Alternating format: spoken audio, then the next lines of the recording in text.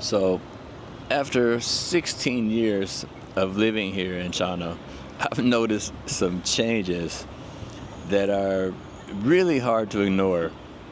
China is really starting to feel a whole lot like America, from like the shopping habits and debt culture,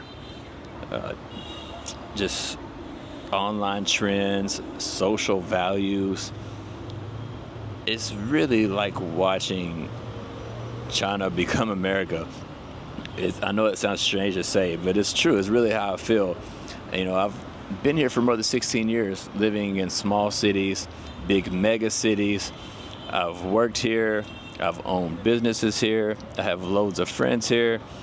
And I just feel like these changes just kind of like slowly happened without really realizing it. And then just all of a sudden you wake up and you feel like you're living in a totally different place. Things have really changed that much over this short amount of time that I've been here.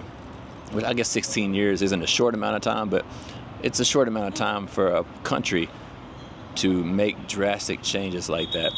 And I'm going to share all those changes with you today. But first, I'm actually here having a burger. Let me show you this. I'm at one of my favorite burger spots here in town.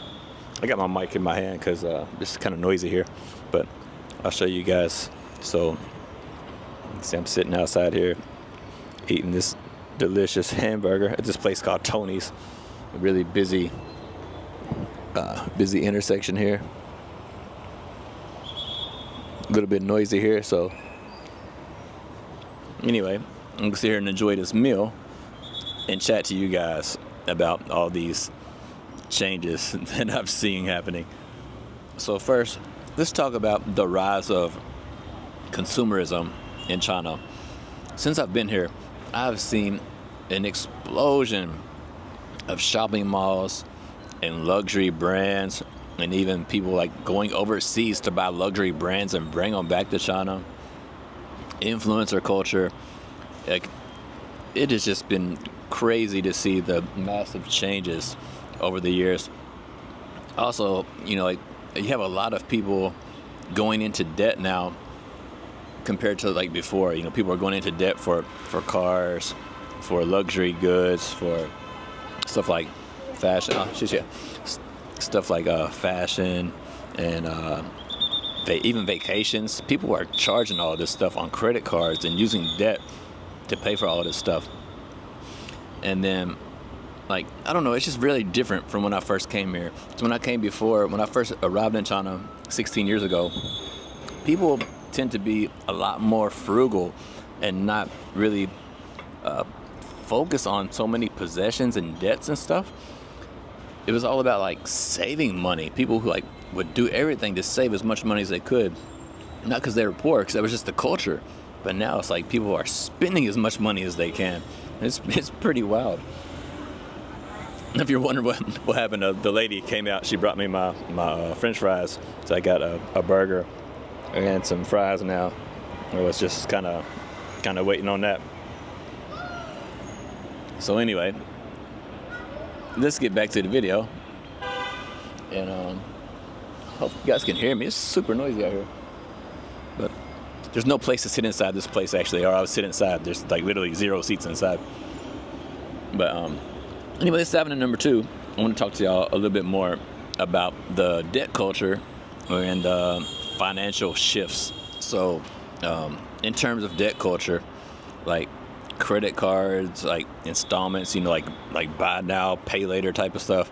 This is becoming super, super common in China now. There's so many, people have a lot more access to credit that they didn't have before. Lots of the apps and stuff like that, they give people credit now. You can take out a loan on Alipay and WeChat and stuff like that. And people are using all these, whatever, you can even go online on some places like shopping platforms like Taobao, which is kind of like Amazon of China. You can even buy stuff there on credit, buy it now, pay later, pay 3 installments or something like that, a little bit every month until you pay this item off. It's becoming super, super common here now, which didn't exist before. And it just the same thing that we've been doing in America since the 1950s. it's becoming very common here in China right now.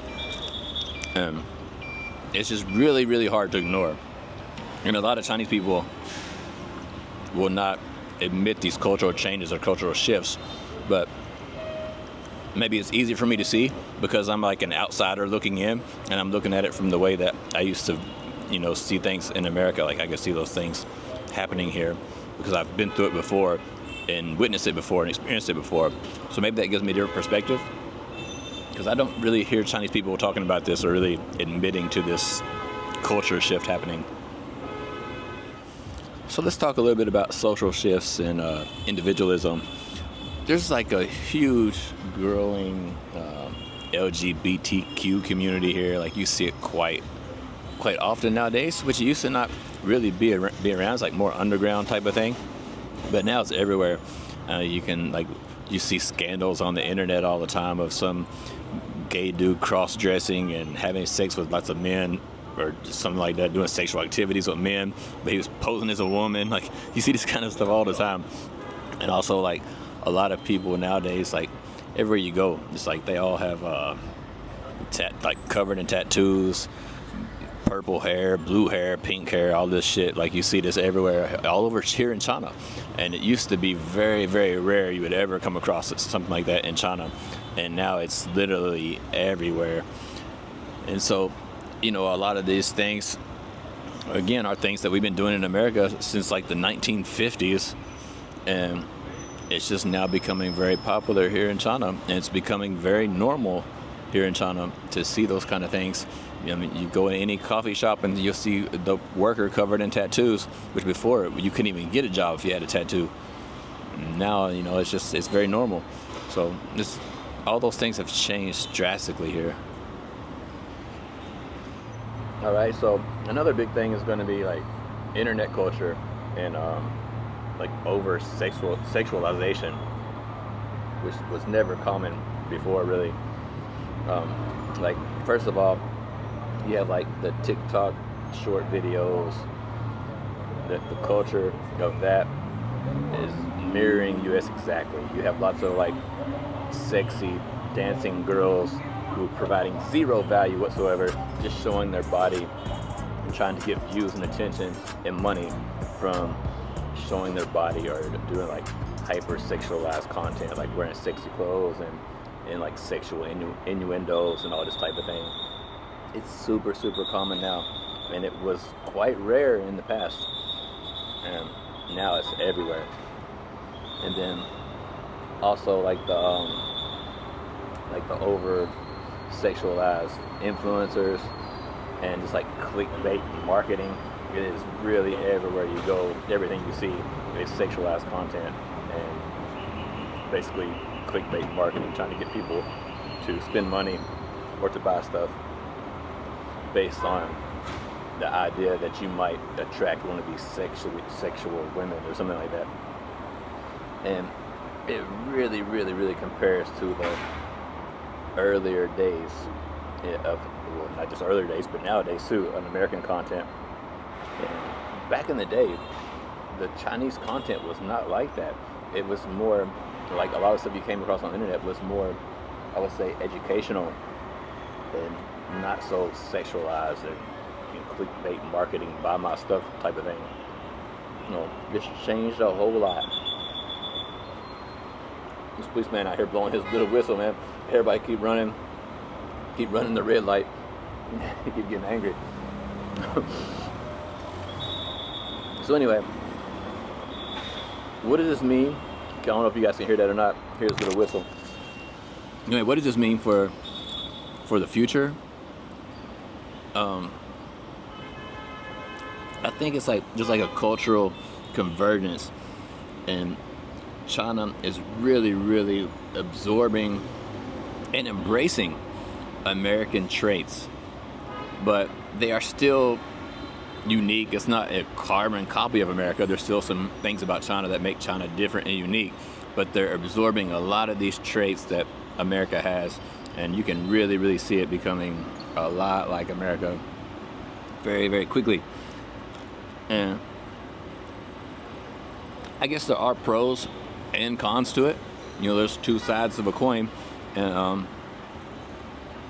I guess one of the pros will be opportunity, because a lot of the people, especially in the online marketplace, have better opportunities to reach more people and to earn more money and things like that, which can provide a better life for themselves. But also, on the flip side, there are some cons, like the traditional values being lost to this hyper sexualized content and going into debt, which is eliminating their freedom. Just have a lot of things like that, a lot of cons to this type of behavior, which I've seen in America too. It's like my grandparents' age was totally different than today's time, where now people are just, if you go look at America now, people can't even afford to survive on one job. And this is going to be the outcome for China if they take on this consumerism and debt culture. So, that's really just my point of view or my thoughts based on what I've seen from living here for the past 16 years. I'd be curious to know what your thoughts are down below. I'd love to hear your thoughts in the comments. And also, be sure to check out my links below. I got my book down there where I wrote about my life in America and how I ended up moving to China and actually finding purpose and happiness and peacefulness and all those things here in China, and creating a life that I love here in China. All that's in my book. And also my YouTube gear is down there. If you want to know about my camera and all that other stuff, it's all down in the description below. So be sure and check out all that stuff.